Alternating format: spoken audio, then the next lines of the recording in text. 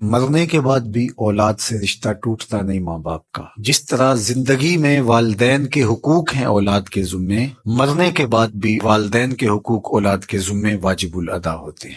مختلف احادیث میں ان کا ذکر موجود ہے۔ پہلا حق الصلاۃ علیہما، ان پر جنازہ پڑھنا ہے۔ تجہیز و تکفین تدفین اس کے زمرے میں آتی ہے۔ وہ اولاد خوش نصیب ہے جو اپنے ماں باپ کا یہ حق ادا کر پاتی ہے، ورنہ ایسے بد نصیب لوگ بھی ہیں جنہیں جنازہ آتا نہیں ہوتا اور ساری زندگی لوگوں کے جنازوں میں جا کے رسم ادا کر کے آ جاتے ہیں، اور جب اپنے ماں باپ انتقال کر گئے تو یہ دھوکہ پھر ان کے ساتھ بھی انہیں کرنا ہوتا ہے۔ تو وہ کیا سوچ رہے ہوں گے کہ یہ ماں باپ کے مرنے کے بعد ان کا پہلا حق تھا جو ہم نے ادا نہیں کیا۔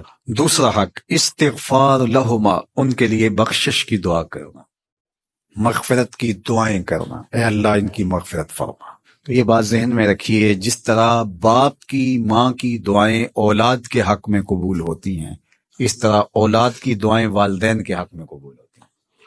تو ان کے لیے استغفار کیا جائے۔ ایک شخص فوت ہوا اور اپنی بدعمالیوں کی وجہ سے قبر میں جکڑا گیا، تو بعد میں اچانک اس سے عذاب اٹھا لیا گیا کچھ عرصے کے بعد۔ تو بارگاہ عزتی میں عرض گزار ہوا، مالک میرے اعمال تو ایسے نہیں تھے کہ مجھے ان مشکلوں سے نکال کے کھڑکی کھول دی گئی جنت کی۔ تو کہا کہ تیرے مرنے کے بعد تیری بیوی کے ہاں جو بیٹا پیدا ہوا، تیرا بچہ پیدا ہوا، پھر اس نے اس کو پروان چڑھایا، اب وہ بولنے لگا اور اس کو وہ درس گاہ میں چھوڑ آئی، تو استاد نے اس کو پڑھایا، بیٹا پڑھو بسم اللہ الرحمن الرحیم۔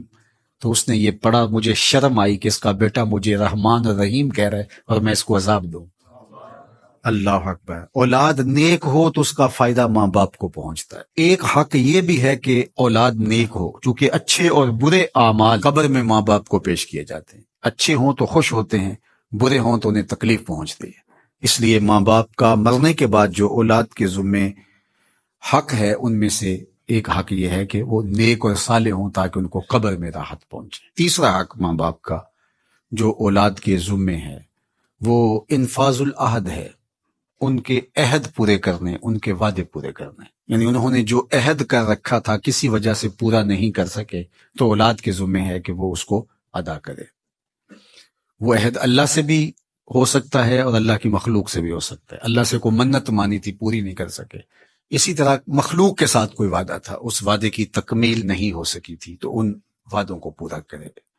اس طرح قرض دینا تھا کسی کا اور انتقال کر گئے تو اولاد اس کو اپنی طرف سے ادا کرے۔ اس کا اگر مال ہے تو اس کے مال سے ادا کر کے اس کے بعد